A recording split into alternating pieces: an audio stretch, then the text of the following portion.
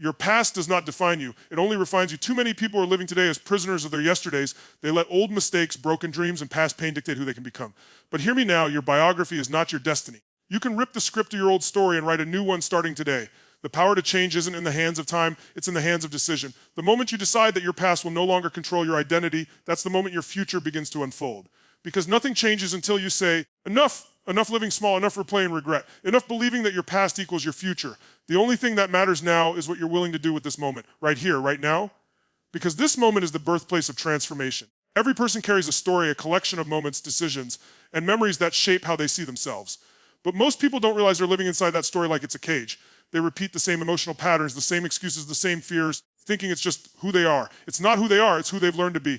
The truth is your past only becomes your prison when you stop challenging the story that built it. The pain, the heartbreak, the failures, they were chapters, not the entire book. You can't heal or rise by rereading the same page over and over again. The chains that hold you are not made of steel, they're made of beliefs. Men often wear their pain like armor, convincing themselves that being strong means being silent. Women, on the other hand, can carry emotional scars so deeply they mistake them for their reflection. Both are trapped by the same illusion that what happened to them defines what's possible for them. But your story isn't fixed, it's fluid. Every time you decide to take control of the narrative, you weaken the hold of your past. You can rewrite the meaning of every event that once broke you, and when you change the meaning, you change your entire life. Every limitation begins with a belief that feels true. You tell yourself, I've tried before, or people like me never make it, and your mind goes to work proving you right. The human brain is wired to protect, not to liberate. It looks for familiarity, not possibility. That's why so many people stay stuck. The pain of change feels greater than the pain of staying the same. But when you finally decide that the pain of regret outweighs the pain of growth, that's when the breakthrough happens. You stop asking, why did this happen to me? And start asking, what can I do with this now? The chains of your story will start to shatter the moment you face them head on. Men often distract themselves with achievement, trying to outrun the feelings they've buried. Women often overanalyze and replay moments, trying to make sense of the emotions they've absorbed. Both patterns are survival mechanisms, not solutions. Freedom begins when you stop reacting from your past and start creating from your present. You can't become your highest self while clinging to an old identity built from pain. You have to be willing to release the story that once kept you safe but now keeps you small. Your story doesn't need to break you. It needs to awaken you. The anger, the loss, the disappointment, they're not roadblocks. They're raw power waiting to be directed. Every person who's ever transformed their life began by breaking the illusion that their past defines them. It's not the story itself that matters, it's the meaning you attach to it. Once you reclaim that power, your past becomes your fuel, not your fate. Every destiny begins with a decision, a single moment where you choose to rise instead of retreat, to act instead of wait.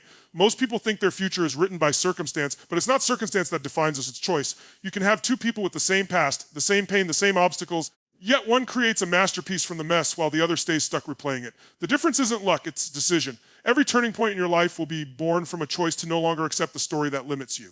Because no matter what's behind you, your next decision has the power to rewrite everything ahead of you. The problem is most people don't realize how powerful their decisions are because they confuse decisions with preferences. Saying, I want to change isn't a decision, it's a wish.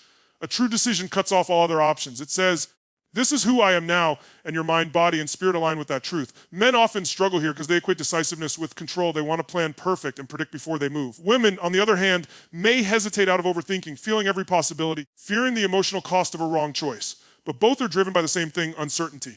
Yet what most never realize is that certainty isn't something you wait for. It's something you create the moment you commit. Every person has a moment when their history whispers, you've failed before, why try again? That voice isn't truth, it's memory pretending to be prophecy. The human mind loves patterns, it tries to predict the future using the past. So when you've experienced disappointment, your brain tries to protect you by lowering your expectations. But the price of safety is always freedom. The moment you decide that your past outcomes do not dictate your next when you reclaim your power to direct your future. You stop living reactively and start living intentionally. The greatest trap for both men and women is emotional inertia, the comfort of familiar pain. Men often hide it behind work, aggression, or distraction. Women may hide it behind caretaking, emotional exhaustion, or self-doubt. Both stay busy but unfulfilled, active but not alive. The shift happens when you decide that the pain of the past will no longer be your identity. That decision, made from the soul, not the surface, ignites transformation. Because real change never begins with a new plan, it begins with a new standard. The future bends in the direction of your choices, not your memories. The moment you take ownership of your decisions, you reclaim authorship of your destiny. Every powerful life is built from moments of resolve, moments when people said, this ends now, I decide who I become. When you make that kind of decision, history loses its grip on you. The past can inform you, but it can no longer imprison you. The power to create the next chapter has always been, and will always be, in your hands. Pain is not your enemy, it's your invitation. It's life's way of demanding your attention, forcing you to grow, to shed what no longer serves you. Most people run from pain, numb it, deny it, or distract themselves with comfort. But the truth is, pain is the only teacher that never lies. It shows you what's broken, what's real, and what's ready to evolve. Without pain, there's no depth, no transformation, no breakthrough. Every person who has ever achieved greatness, man or woman, has walked through pain and refused to let it define them. They didn't escape it, they used it.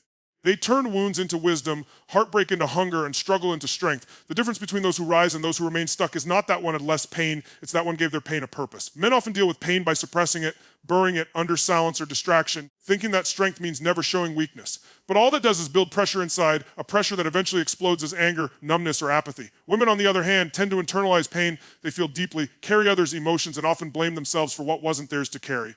But both are fighting the same war inside, the resistance to feeling. Yet the moment you face pain without running begins to lose its control over you. When you stop asking, why me? And start asking, what is this trying to show me? Everything changes. Pain is the ultimate mirror. It reflects the gap between where you are and where you're meant to be. When you feel emotional pain, it's often a signal that you've accepted less than what you truly deserve. When you feel mental pain, it's your mind rebelling against the limitations you've been living under. When you feel spiritual pain, it's your soul screaming for alignment, reminding you that you're not living in truth.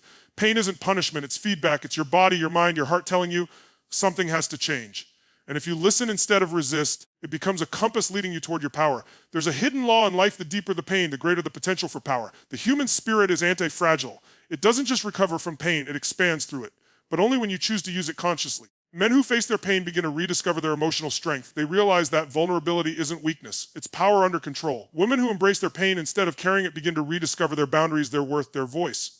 Both learn that pain isn't there to destroy them, it's there to refine them. When you learn to transform pain into power, you stop being a victim of your story and start becoming the author of your evolution. Every scar becomes a symbol of survival. Every setback becomes a seed for strength. Pain cracks you open so light can get in. It's the fire that burns away everything false until only truth remains. When you stop running from pain and start walking through it, you stop just existing and start truly living. Because pain in its purest form is a passport to the power that was always inside you. Who you are is not a life sentence, it's a decision you make every single day. Most people believe identity is something fixed, something handed to them by their past, their parents, or their mistakes. But identity is not what happens to you, it's what you choose to believe about yourself after it happens. You can be shaped by your story, or you can reshape the story that shaped you. Every time you say, that's just the way I am, you reinforce a limitation that doesn't have to exist. You are not the sum of your habits, your fears, or your failures. You are the sum of your choices. And every moment gives you the power to choose again. The most dangerous prison in the world has no bars. It's the identity you've accepted without question. People cling to familiar versions of themselves because change feels uncertain, and the human mind fears uncertainty more than pain. Men often define themselves by achievement, status, or control. When those things are threatened, they feel lost, disconnected, even powerless. Women often define themselves by relationships, emotion, or care. And when those foundations shake, they feel unseen, unheard, or unworthy. Both are trapped by labels. Identity is built from survival, not from truth. The moment you realize that you've been living inside an identity you didn't consciously choose, you begin to see that freedom is not found in changing your circumstances, but in reclaiming your definition. Identity is built through repetition. It's the story you tell yourself so many times that it becomes truth. If you keep saying, I'm not good enough, you'll find proof of it everywhere. If you say, I'm unstoppable, your mind will seek opportunities to match that belief. The human brain is a servant to whatever identity you assign it. It filters, interprets, and directs your behavior to stay consistent with how you see yourself. That's why people sabotage success or push away love. They're trying to stay loyal to their old identity. The only way to truly evolve is to break that loyalty and decide who you are now, not who you were then. Change your identity and everything else follows. When a man decides he's no longer defined by his past mistakes, he stops apologizing for existing and starts standing for something greater than himself. When a woman decides she's no longer limited by her old patterns or fears, she stops shrinking for others and starts rising for her future. True identity isn't about perfection, it's about alignment. It's about living in a way that reflects who you've decided to be even when no one's watching. That's where real power lies, not in pretending to be strong, but in being authentic enough to choose strength when weakness feels easier. The truth is identity is fluid, it evolves as you grow. Yet most people treat it like it's permanent. They let a bad relationship define their worth, a failed dream define their potential, a painful chapter define their entire life. But what if identity isn't found in what you've lost, but in what you've learned? What if every struggle wasn't proof of who you're not, but preparation for who you're becoming? The moment you stop using your past as evidence of your limitations and start using it as evidence of your resilience, your entire identity transforms. You can wake up any day and declare, this is who I am now. You can decide to be someone who loves deeper, leads stronger, leaves freer. You don't have to wait for permission or perfection. You just have to decide. Because the truth is, your identity isn't a sentence written by your past. It's a choice written by your present. And every time you choose differently, you create a future where the person you're becoming finally replaces the person you used to be. You cannot reach a new destination by following the same old directions that led you here. Most people say they want a new life, but they keep using the same emotional map drawn by fear, comfort, and past experience. They cling to what's familiar, even when it's the very thing keeping them stuck. You can't create a new future while holding on to the coordinates of your old identity.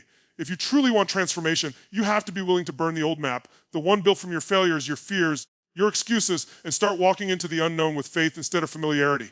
Every breakthrough begins with destruction. You must destroy the beliefs that limit you before you can build the ones that free you. Men often resist this because their minds are wired for control. They want certainty before they leap. They hold onto the map because it gives them the illusion of direction, even if that direction leads nowhere. Women often resist burning the map because their hearts are wired for connection.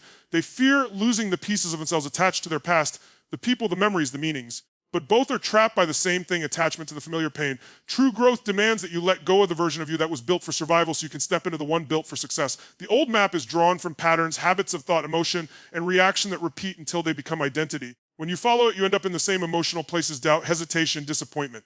The mind loves patterns because they feel safe, but safety and fulfillment rarely exist in the same place. If you want something extraordinary, you have to risk being uncomfortable. You have to be willing to trade certainty for possibility. Burning the old map doesn't mean forgetting the past. It means refusing to let it dictate your direction. It means saying, I honor where I've been, but I'm no longer walking by those coordinates. There's a moment in every person's life when the old path simply stops working. You can feel it in your gut, the restlessness, the quiet dissatisfaction, the awareness that something inside you is built for more. Men experience it as frustration.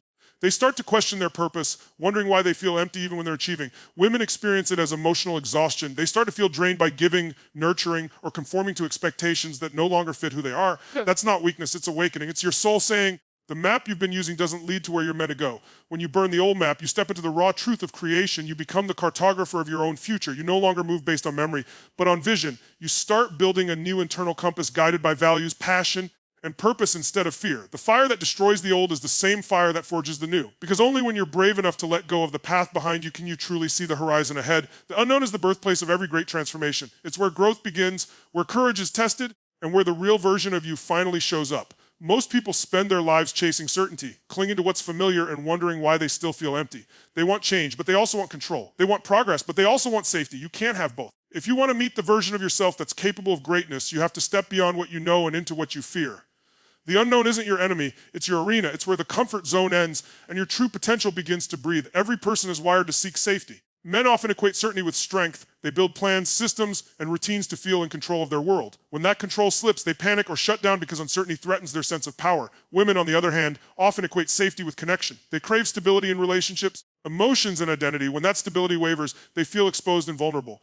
Both reactions are natural, but they're also limiting. The need for certainty keeps you repeating old patterns, replaying old stories, and resisting growth. The truth is, your greatest freedom lies in uncertainty because it's the only place where something new can happen. The unknown tests what you believe about yourself. It forces you to see whether your confidence is real or rehearsed, whether your faith is genuine or conditional.